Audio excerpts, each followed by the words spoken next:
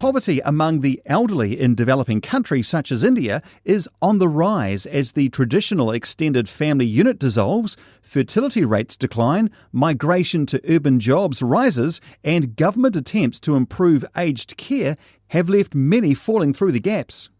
A small minority of workers in the formal sector are secure, but the vast majority of informal sector workers face poverty in their old age because they lack social protection.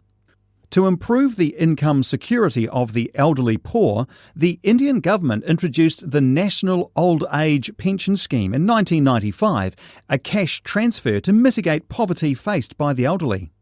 It is administered by the Ministry of Rural Development, and state governments implement it through municipalities, which identify beneficiaries. But that initiative depends on whether the money reaches the elderly poor. Research on social pensions in other countries, such as Brazil and South Africa, have shown how important social pensions are for reducing poverty, with other household members helped by the direct beneficiary.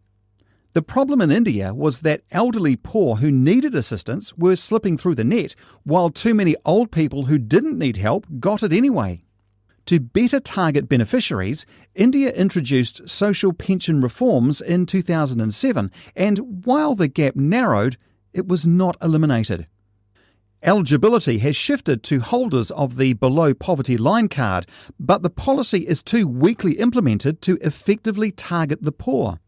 The non-poor, particularly those with direct connections to the local government, can get the card, and the non-poor have a better chance of receiving benefits.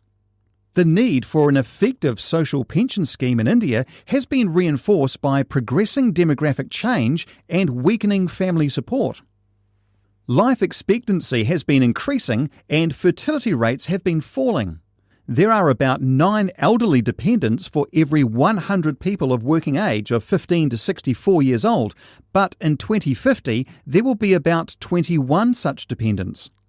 That more than 90% of the labour force is working in the informal sector implies that most elderly people lack all the safety nets that formal sector workers enjoy. Many don't have enough savings, and their well-being depends on government support beyond what their families can provide.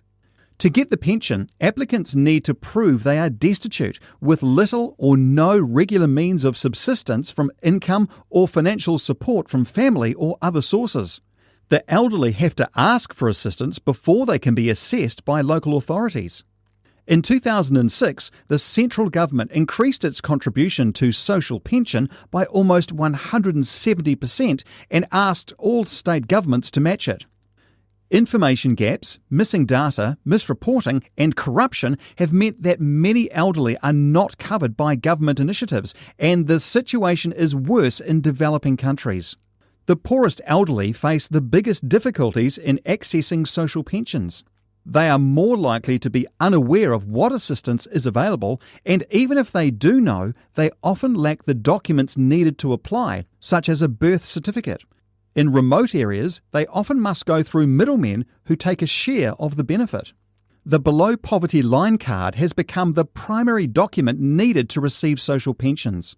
But some people who aren't poor use it and their connections to local officials to obtain the benefits. This episode is based on research done for ADBI by Viola Asri, a PhD candidate at the University of Zurich and a visiting doctoral researcher at the Laboratory for Effective Anti-Poverty Policies at Bocconi University in Milan. This has been Asia's Developing Future, brought to you by the Asian Development Bank Institute in Tokyo. See the show notes for the transcript and related material. For more information about us, please visit adbi.org.